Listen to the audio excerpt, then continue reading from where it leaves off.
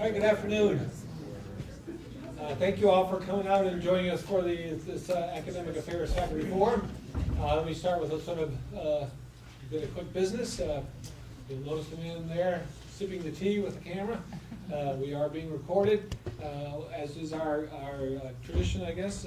We'll make a recording of these, and we'll post it on the Provost website. So that anyone who's here who has a thought afterwards can get on there and you can watch it again if you want to. You can direct your friends to watch it. But more importantly, there's an opening for you to be able to give feedback and additional thoughts about the topic. So today's topic is early college. Early college is a big deal in the state of Maine and actually nationally. And earlier, I guess it was last fall, Monique Rock and I were talking about the various things that the University of Maine is engaged in. And it kind of dawned on me, well, we really should talk to the campus about, one, what we're doing, why we're doing it, and so the direction that we see this heading. So early college is a catchphrase for a variety of things, but the basic idea is that students earn college credit while they're still in high school. And the University of Maine has been engaged with early college actually for quite a while. But in the last several years, there's been increasing attention to figuring ways for students to earn credit while they're still in high school. So I'll give you a little bit of overview. I think you know these things, but I want to talk a little bit about why early college is an important thing. I'm going to spare you my slides that show the numbers of decreasing high school graduates in the state of Maine. I think I've shown them at nearly every kind of forum that we give, but I'm assuming you're aware of it. Each year there are fewer numbers of students who graduate from high school in Maine, and this is on a trajectory to continue to decrease, at least through 2029 is what I've been told. That's not because there are fewer students failing, or there are more students failing high school, fewer students passing high school. It's just that there are fewer students, period. Where, as I'm sure you know, we have the oldest mean age of any state in the United States, and we have a dearth of young people. That's a challenge for the University of Maine and the University of Maine system, but it's more importantly a challenge for the state of Maine, because the state of Maine is not replacing its workforce at the proper rate, and it's not on a trajectory to do that unless it changes things. It's also certainly not in a position to grow its economy without the proper workforce there to grow. So Maine does well, if you look at high schools, we do well at getting students through high school. We have good numbers in terms of percentage of students who go to high school and graduate and earn that degree. And we do less well in terms of students moving on to get post-secondary degrees. We have a relatively low rate of college attendance. Now I say we, like the state is a uniform thing. As you look around the state and break the data down, it's of course different in different areas. Cumberland County has a college going rate more on par with other New England states. Waldo County, Oxford County have relatively low rates of students going on to college. So for Maine to be a competitive state, for there to be a workforce, for us to have a healthy economy, we've got to change the numbers in some way. Some of that has got to be through an influx of students. I can't remember who it was, gave a talk about this and said if we succeeded 100% of every student who went to a Maine high school, graduated and went on and got a post-secondary degree, we still couldn't meet the demands for employees. That's a scary thought. So we won't get sidetracked on what states should do, but states need to do a lot of things to attract people. Our role, I would say, is we have an important role to play in addressing that piece about getting more students who are graduating from Maine high schools into college and succeeding once they are in college. The numbers that I've heard thrown around is Maine has roughly about a 40 or 42% high school are college going, I'm sorry, say it again, roughly 40 to 42% of people have a post-secondary degree in this state. And the need is for about 62% of people in the state to have a post-secondary degree to fill the kind of jobs that are becoming available. Again, to tell you things you already know, we're shifting and continue to shift from a manufacturing economy to more of an information economy. And the jobs are different, and the jobs require a different level of education and preparation. So these are facts that people have known for a while. We can see it coming. There, of course, the solutions have to be multifaceted. But the state legislature is interested in this problem, and for obvious reasons. And one of the things that they're interested in is seeing if early college, seeing if that taking the strategy of providing students with a college experience and earning college credit while they're in high school will help to address this this problem, this challenge that we have. So, who else is interested in this? Here we go. Let me see. The Board of Trustees is interested in this. So this December, they came out with their most recent declaration of strategic initiatives. They had 4 broad goals. The second goal number 2 is increasing Maine's educational attainment. It's just this problem that I just outlined, helping us get up to that 60% or more. Okay, action 2 within goal 2 is to expand early college. So the board is very specific. This is one of our strategies. And they want to reach the goal of having 5,000 high school juniors and seniors participating in early college by 2022. You might say, well, what's the baseline? It's roughly around 3,000 now, a little less than that right now. Okay. One of the goals that the board identifies related to this is that half of Maine students who graduate from high school will have an associate degree or its equivalent by 2025.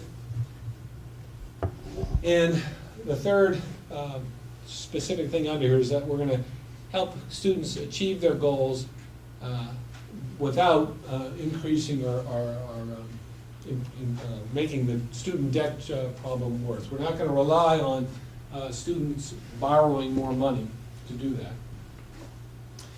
So, I don't know if you've seen this document.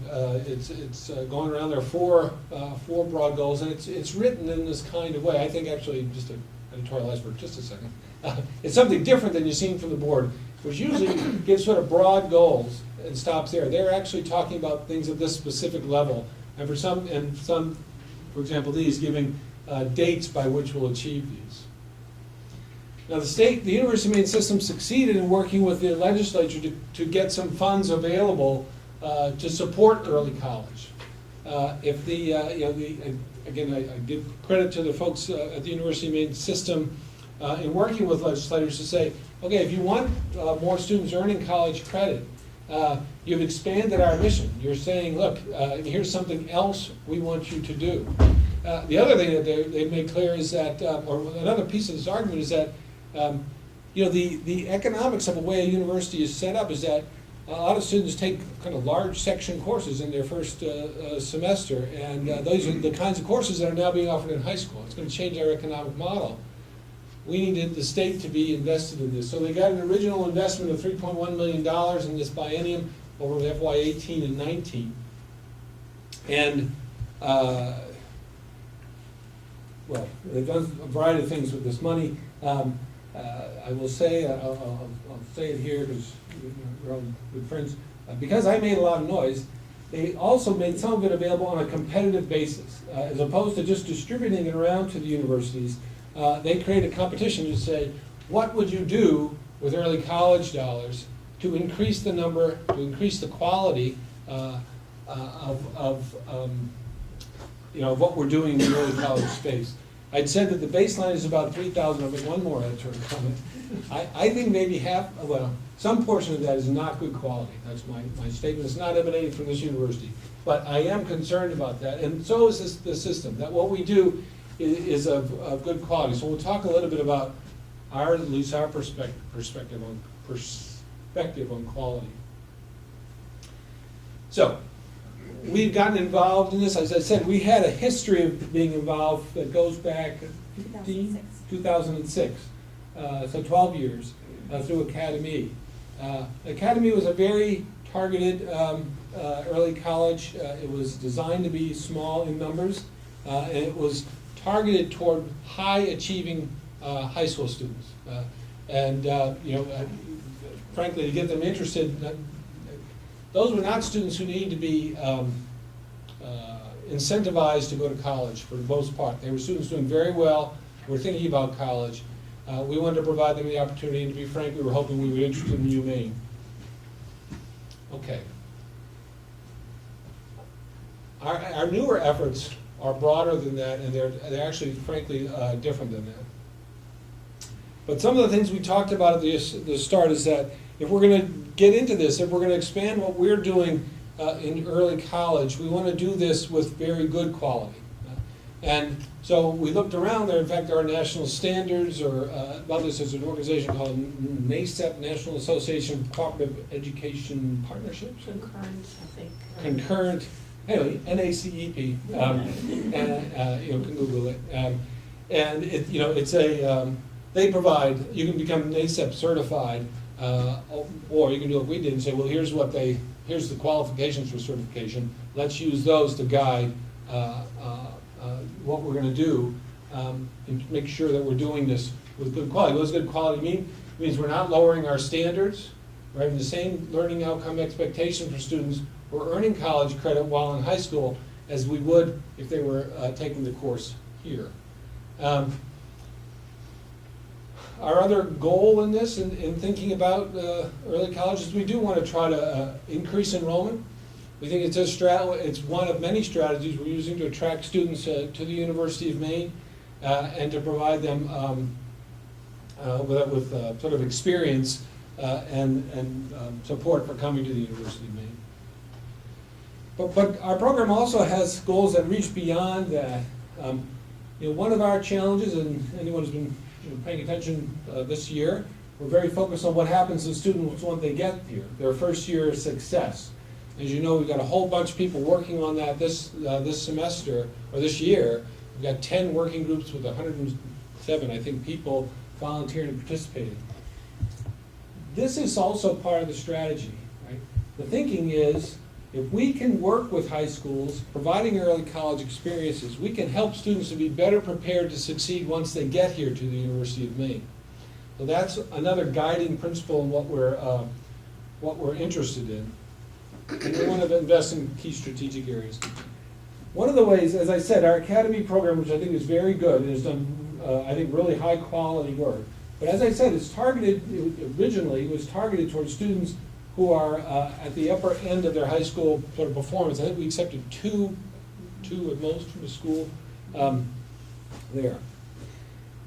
What we're interested in thinking about the strategies that the University of Maine wants to engage in for early college, we are, I'm about to tell you what we're interested in by saying what we're not interested in, but let me say, get away with that. We're not interested in expanding big numbers to get bigger and bigger and bigger. Our focus is not to create more opportunities for high achieving students to get college credit. They have opportunities through AP, through other ways of getting credit, and that's a good thing. I'm not anti that. But if you think about the problem I talked about at the outset, that's not going to change that problem, right? We need to be targeting students who I describe as in this murky middle.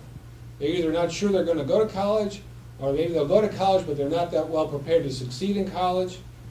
I think we serve the state of Maine much better if we target that group. That's how we're going to move this number of people who have a post-secondary degree. If we can work together with high schools to help students, one, raise their aspirations, to be thinking about college and what it means and what they can do, raise their confidence levels that they can do it. 3, raise their competence so they're ready to succeed. And 4, help them to figure out a way to do it that's relatively less expensive so that we can help work with that barrier to college success. So, an ambitious set of goals, but that's all right. So early college at UMaine, I talked about this one as well, right? So here's what we do. We got, so I told you there were these competitive grants. Several people at University of Maine put together proposals. We organized those, and we put together a package to the system where we received almost $300,000 in funding to launch our early college work. Now, this was a challenge in the way we think about it, because at that point in time, the system had this money, and it only had it for 2 years, and it's not sure if it's going to have it any after that. We're still not sure about that, although they're getting a lot of positive signals from the legislature this term that this will be continued. But at the beginning, it was a little less clear. So our grants went to the Hutchinson Center, and again, you'll learn more about what that is. I'll just give you a quick overview. Using the asset we have at the Hutchinson Center and the location in Waldo County to reach out and have a STEM focus in helping students to be prepared, thinking about STEM disciplines, and also be prepared academically to succeed if they choose one of those disciplines. We have an asset out on the other side of Maine. We have the Bryant Pond 4-H Learning Center that already had collaboration with a local schools system. It wasn't an early college, the students weren't earning college credit, but already an experience of students coming to the Bryant Pond facility as part of their high school experience. We wanted to build upon that and create a model where students would come and earn college credit in this environment, and taking advantage of the facility and what it has to offer. The focus there is on outdoor leadership, and again, developing leadership skills, but also having an early college experience with success. One of our proposals has to do with a pretty targeted challenge we have here, which is Math 122. So those who don't speak math, that's pre-calculus. And so pre-calculus is a course that many students take here at University of Maine. Many students take at their high school. And our interest is in having there be, we've got a variety of initiatives working on. And I say we, I'm taking credit for the math department. The math department is working on a variety of ways to improve student success in the whole sequence of math courses. We completed under I see Jen Time back there, under Jen's direction and leadership, a bunch of changes to Math 126, the basic Calculus 1 course last fall, with really quite encouraging results. The failure rate was decreased, I'd say roughly around 7% compared to prior semesters. And I say roughly because there's a little bit of variability. I think we can do more on that. But anyway, as part of that sequence, of course, students would take pre-calculus. And so there is work on the way in the math department around pre-calculus here, but a lot of students take pre-calculus while they're in high school. And what we're interested in doing is connecting the University of Maine to the high schools, particularly those high schools that don't have high school teachers who have the qualifications to teach in an early college program. Your typical qualification is a master's degree in the discipline. And so there aren't that many high schools, particularly in the rural areas, who have that. So our vision is that we'll develop a course here, and that course will be using distant technology, working with the high schools, but that the high school teachers will be there, and they'll have a role, a kind of, I'd say, analogous to a graduate assistant role in there. And we're also trying to work so those teachers, we can help with their continuing education and earn college credit around that. And then we're also using the money to build some infrastructure around marketing, around how do we reach out to high schools, the staffing, to make this early college work. So I want to mention some of the folks who are here. You'll hear from some of them, but some of the folks who have been key involved with this. Patty Libby at the Hutchinson Center has been the lead person on the initiative in Waldo County. Ryder Scott, Ryder in the back there, has been our lead person at the Bryant Pond. At Math 122, we hired Tim Boster, but I don't think I see him. What we did was we took some of those funds that we competed for, and the university also contributed funds, and we hired a faculty member in math with a specific charge to be working on this pre-calculus course. So they're key players. We also have our support team, Allison Small and Carrie Sutterly. They're up here in front, and they provide the kind of support to make this all work. So that's kind of the big picture. I want to turn things over now to Monique to kind of walk you through a little bit about what exactly we are doing. Thank you. Hi everyone. Good afternoon.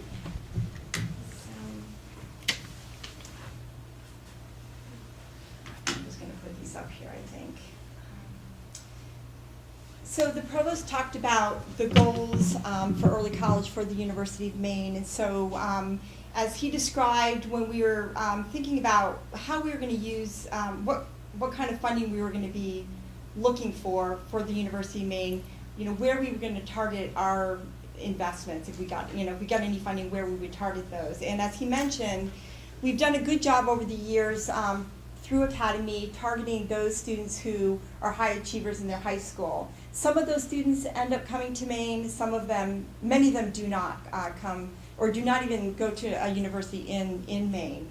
So what we wanted to do with some of these funds is focus them, as Jeff mentioned, on reaching out to those students who may not feel like they are college ready, they may not think they're college bound at all. And how can we use some of those resources to provide support structures so that we're able to support them early on when they're in college so that they can actually see themselves as college students. And that was very important to us as we were thinking about where we would put some resources. As Jeff mentioned, the integrity of our programs is very important. Unlike some other maybe, well, I won't say that, I'll backtrack. We wanted to make sure that, that what we were doing, we were not watering down our curriculum, that the courses that we're offering to our high school students are college courses, same learning objectives, etc. So we did not want to change or we wanted to maintain the integrity of our programs. We wanted to make sure that we're broadening our access to the entire state of Maine. So how do we do that? I mean, we have Academy that's online that does go out to the state, but we wanted to focus some of our funding in Oxford County and in Waldo County, where the percentage of people in those counties who actually have bachelor's degrees is well under the national average. I think in Oxford County, I just saw this recently, it's below 20% of adults in that county. I suspect it's something like that in Waldo County as well. So we know that many of those students are not getting the kind of maybe support or encouragement at home.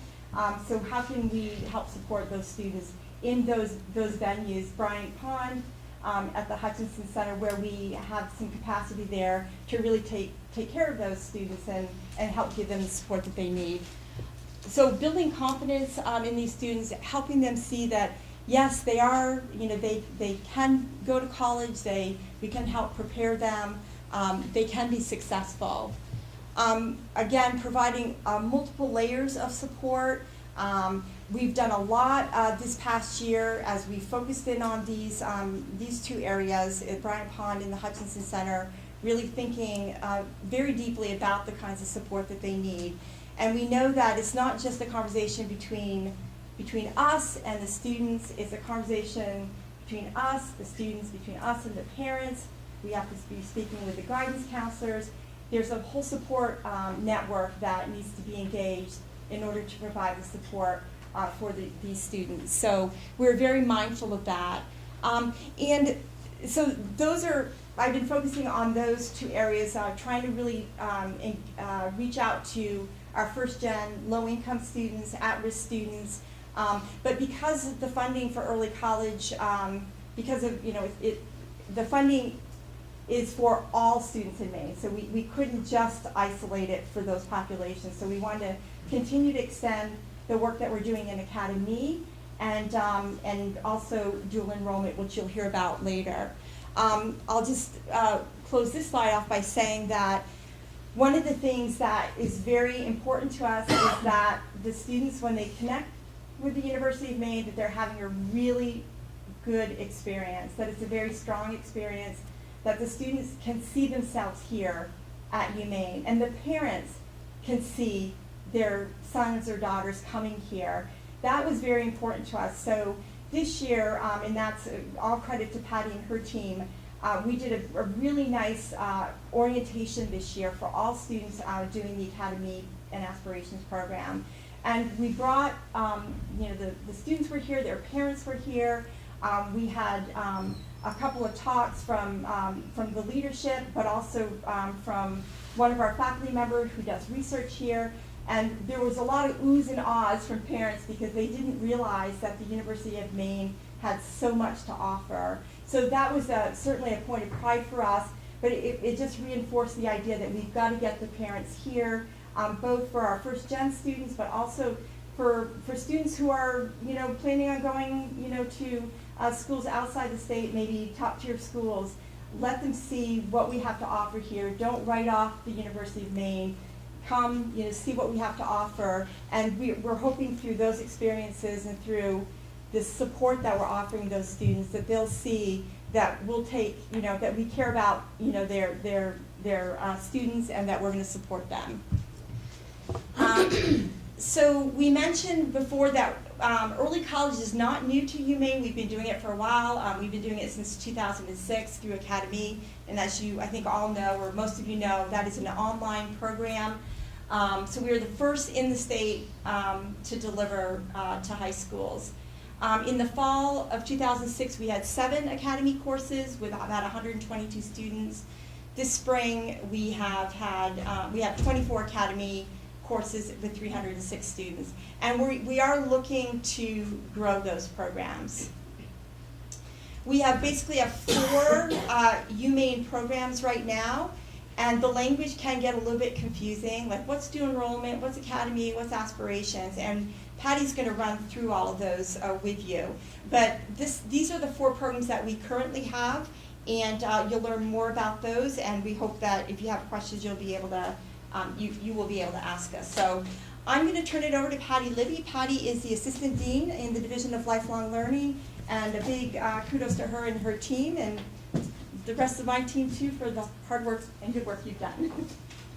I'm not sure if I'm speaking out of order or if this is an assignment of Monique's or Jeff's, but I will go ahead and tell you that in your seats, you do have a glossary, which I'm going to be going over right now if you want to follow along. But more importantly, the top sheet is an opportunity to give our early college team some feedback about your experience at the Faculty Forum, and hopefully for you to select some level of partnership in the future with some of the initiatives that we want to grow. So I would encourage you to fill those out. If you want to fill them out and leave them here at the end, that's great. Or there's contact information right at the bottom of them for follow-up. And with that, I'll get started into going through our programs.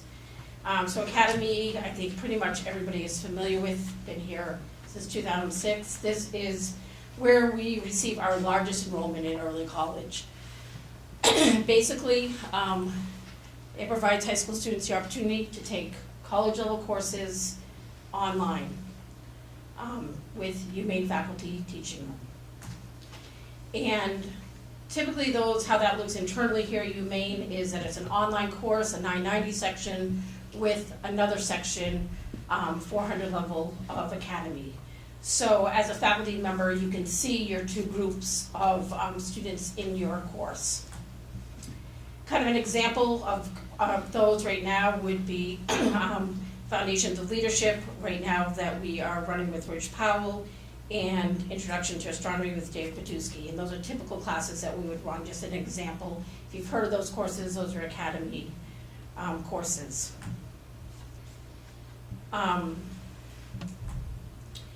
Here's a model for those of you need a graphic to explain, and we'll get into this. This one's pretty simple, but it's going to get a little bit more complicated. So when we're talking about Academy, what we're saying is that faculty are developing the course and they're instructing the course. It's being delivered online. So when we're saying it's being delivered online, that means through DLL and CITL. There'd be faculty support to develop that course. We also give, during the orientation, we provide some faculty training through CITL for Academy faculty. and then that's delivered online to the students. Now, the students, how they're receiving that course could be one of two ways. Either they're doing it on their own hours at home, or they could have a study hall factored into their schedule in high school in which they're taking that online course in the high school. Our next is the Aspirations program. I'll say right from the beginning, sometimes Aspirations gets a little bit confusing because it also is a term used by the Department of Education and how they describe their funding source for early college. But for UMaine, this is one of our early college programs. And how this looks different than the academy that I just described is that it's not online. These students are taking a course either on the Orono campus at the Hutchinson Center, or they're taking a video conference course or online. So you might wonder, how can they take an online course through Aspirations? Why isn't it an academy? So what I would say is it's an exception that an early college student would be taking an online course through Aspirations. The reason that they would is that maybe they have met a lot of prerequisites, they're very high achieving students, and maybe we aren't offering the course that they need in the academy portfolio. If they met all the prerequisites, they might be through Aspirations taking an online course. And this is just kind of a sample of courses. I mean, there are probably, 50 or 60 courses that early college students are engaged in through Aspirations. How that might look from a faculty perspective is you wouldn't really know when you're looking at your roster for one of these courses. The only way that you would know is the student would be coded as a non-degree student, but there isn't any particular code. So it could be one student here or one student there. And typically, most of those high school students are taking 100 and 200 level courses. We do have occasions where we might have a high school student that wants to take a 300 or 400 level course, and that is really based on meeting all the prerequisites. There's a dialogue that takes place between the early college team, the student, the guidance counselor, and the faculty member to make sure that that high school student is prepared for that course. And here's just a model about the Aspirations. Again, the course is developed and taught by university faculty, and it can be delivered two ways. So in a classroom, the early college student is there in the middle. As a faculty member, you don't necessarily know that that is a high school student in your course. Or it can be delivered online where the student can be taking it during the schedule of their high school day or at home. The next model is called dual enrollment. And the dual enrollment also sometimes is a little bit confusing because dual enrollment is what early college is also referred to, because it refers to dual enrollment, meaning a student is receiving college credit and high school credit at the same time. But it's also the name of one of our programs. And this we've just piloted this year across the system. There have been campuses that have been doing this for over a decade, but this model is new for UMaine. And how it is different than our other two models is that the students are taking the University of Maine course in the high school, and the teacher instructing them is a high school teacher. The courses can follow either the high school academic calendar or the college, so it can be either a semester or a full year. Importantly, how does a high school teacher get to teach a college level course? Well, there's a process. For those of you that are piloting right now, you're familiar with that process. And the high school teacher has to be vetted and approved by the department. So if it's a history course, it has to get vetted and approved by the history department. Typically, the standard at UMaine, our standard is a master's level in that discipline. And what also happens at UMaine is that high school teacher is not considered an adjunct faculty. Our faculty member here is the faculty of record for that course. And then that faculty member serves as a liaison between the high school and the department, and conducts a site visit over the course of the semester, and is there kind of for oversight and support for the high school teacher. Examples of what's happening right now, we're piloting with Jane Smith, French 101 and 102. Those courses are running on the college semester, so the high school students are taking French 101 this past fall, French 102 for the spring. And then next fall, we're gonna be piloting, we'll work with Jason Bolton for Fundamentals of Innovation and Engineering with Camden Hills Regional High School. So those are kind of two pilots that are happening right now.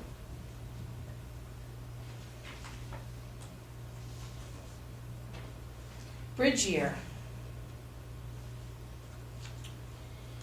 Bridge year is an early form of dual enrollment. It's been around since 2013, that's what I was gonna say, thank you. And how it differs from the other three programs that I just talked about is that it's administered not by the University of Maine, but by a nonprofit organization called Bridge Year Educational Program. It looks just like the dual enrollment. The students are going to be taking a UM course while attending a CTE center. So it's a little bit different than the dual enrollment. Typically the dual enrollment is done in a high school, and Bridge Year is targeting CTE centers. The courses typically are taught over an entire high school academic year rather than the college semester. And again, the high school teacher is approved by the UM department. Same system, they are not an adjunct faculty member. The faculty of record is the UMaine faculty member. Right now, for this fall, we're piloting iMeet 120. That's with Erica Martin, and that's at the Presque Isle CTE Center. And that's a year-long course that's running. And then also Physics 105, we are running with Frank Dudish. So that kind of runs through kind of the models that we're doing right now. This is one infograph for both dual enrollment and Bridge Year because they look very similar. The only difference really is in the funding source, in the administration. But how the course is developed by the university faculty, we're using university faculty syllabus. The course is then delivered at the high school CTE center and is taught by a UM department approved high school teacher.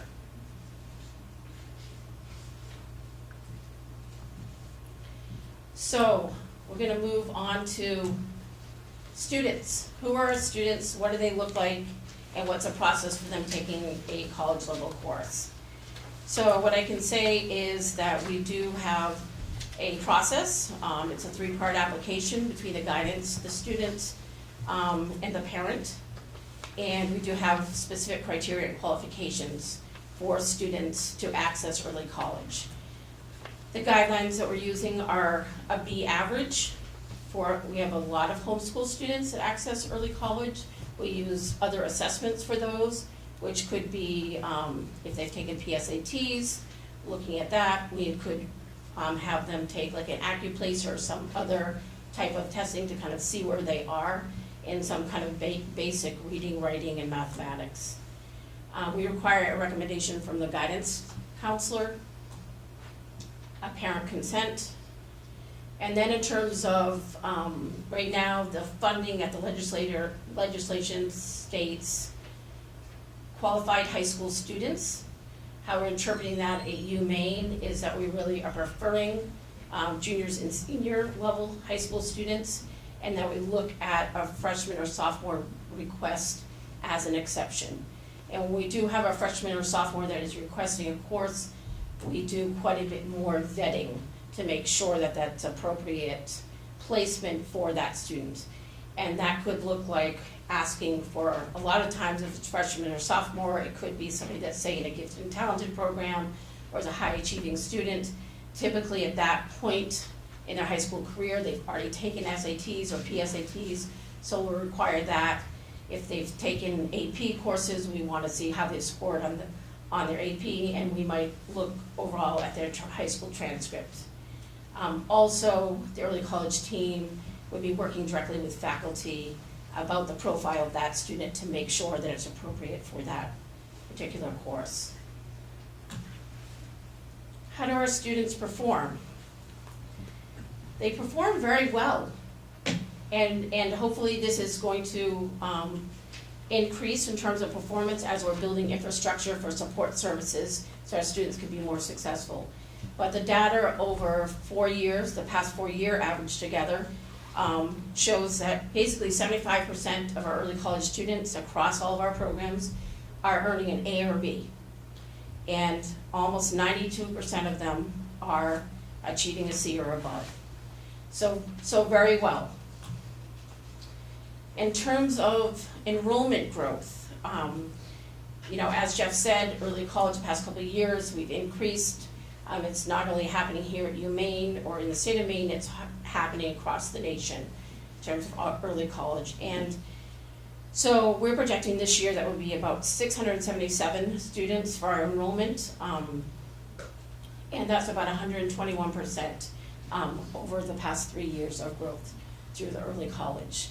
So as faculty members, it's likely that in a 100, 200 level class, is that you may have an early college student in your class. You might not really realize that because we have 677 over the course of the year.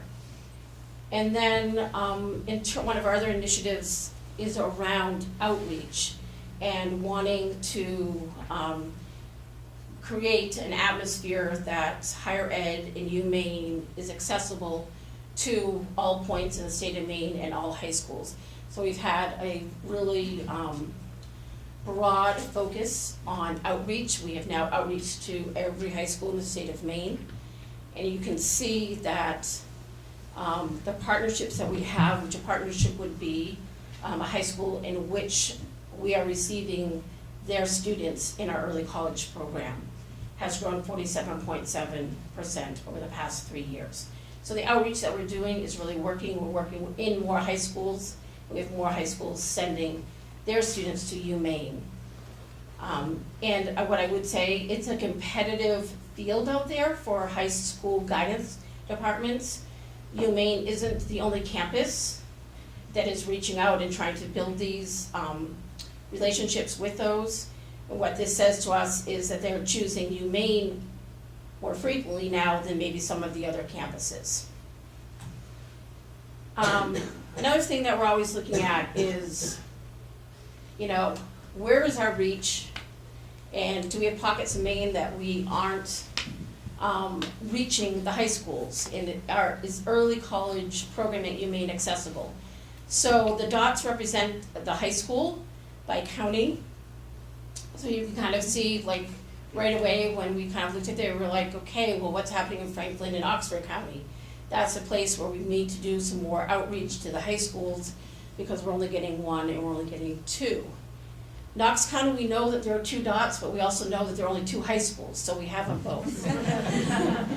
And you can see, like up in Aroostook County, we're doing very well. Some of the Aroostook County schools are our highest sending schools. So this other chart kind of goes along with that, just showing with our high school partnerships the 10 highest enrollments per school. So right now, this is for this past year, Belfast High School, we've had over 50 students from that one high school access early college. So we know that outreach works because we know that there's been outreach going to that school for a lot. But then you can also see that we have pockets like Herman, Hamden Academy, Old Town High School, Orono High School. We've got Searsport, which is back then. So we have done well in our geographic area where we have campuses, but we have work to do throughout the state of Maine.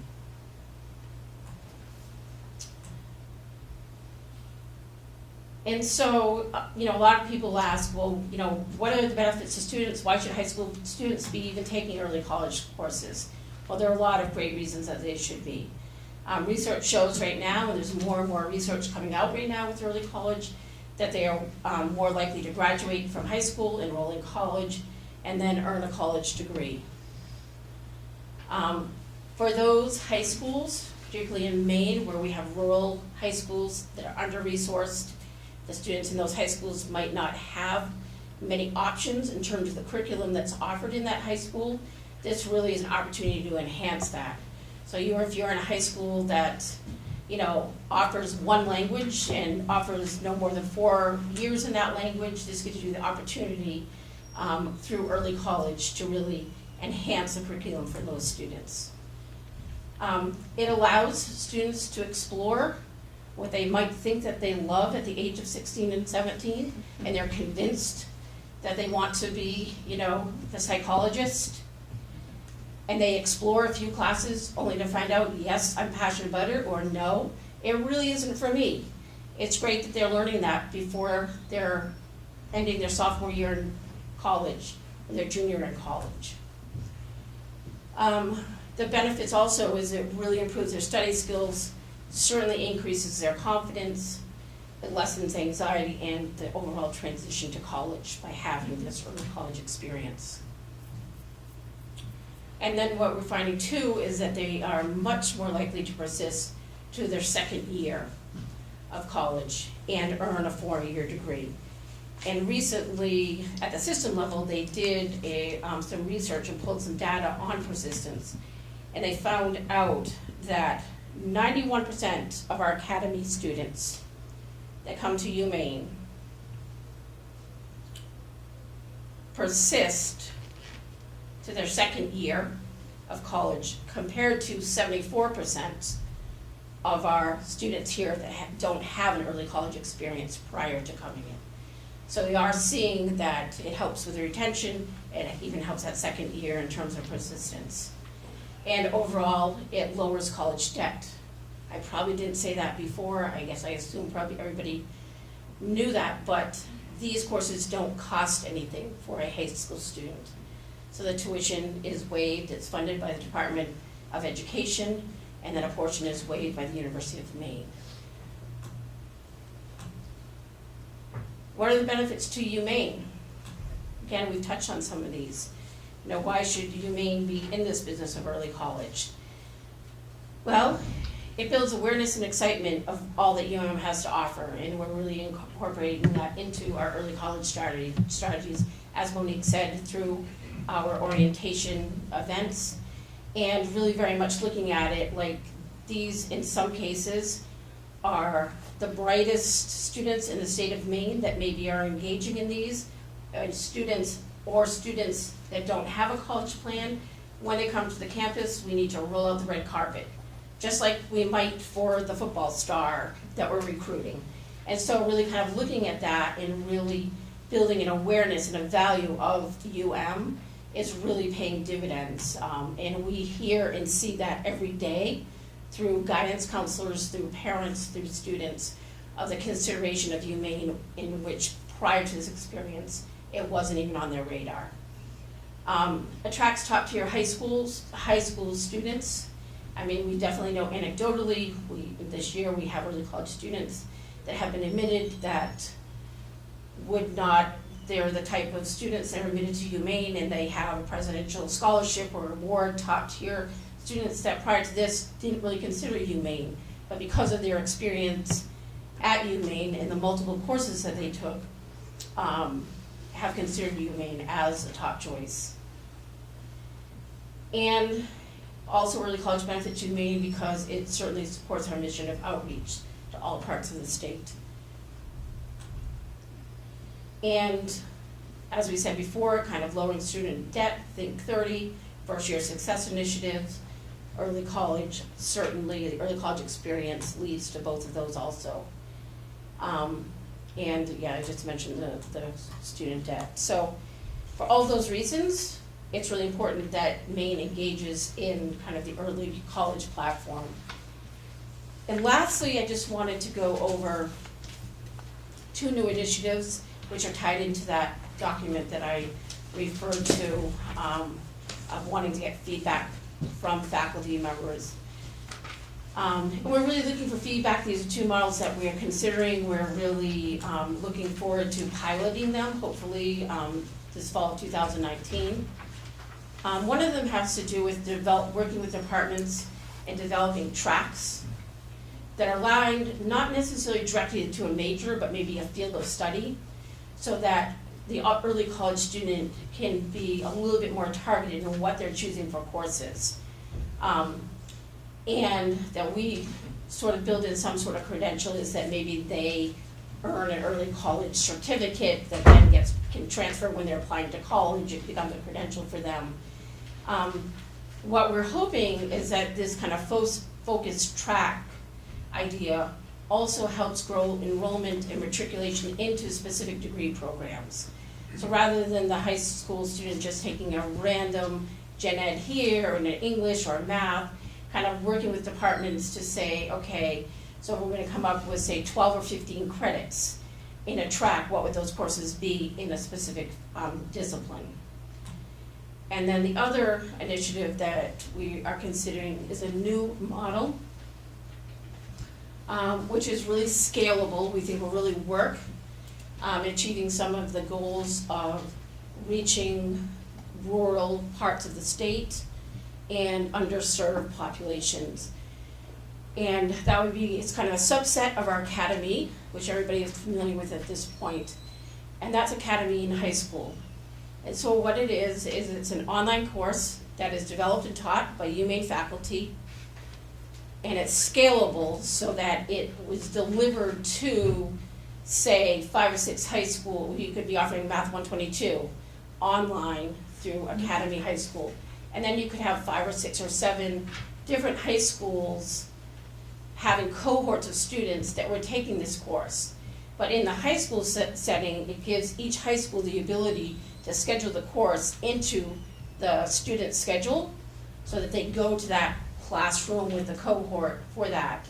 It gives us the ability that we don't have to have all the high schools that we're working with to have the same schedule, because that is a nightmare. So each high school can have their own schedule. And then how it helps us is that in the classroom, the teacher that's in the classroom, remember that standard that we talked about at UMaine, you need to have a master's level in that particular field. That's challenging in the state of Maine. It's a hurdle for us. So this model allows there to be a teacher or a supporter in that classroom, but is not, because it's an online course, they're just helping to manage the classroom, to support the students, to make sure they're turning the homework in, that they're doing their syllabus, that if they need support, how to access, net tutor, and how to manage and be successful. So that's a model that we're looking at. We're hoping to pilot that in the fall. And this is a graph of what that would look like. So basically, again, it's developed and taught by university faculty, delivered online, and then there's a high school teacher that's in the classroom, scheduled into the student's day, that supports that student in the classroom. And we're very excited about that model, because for a rural state, we feel that this is going to be really scalable for us.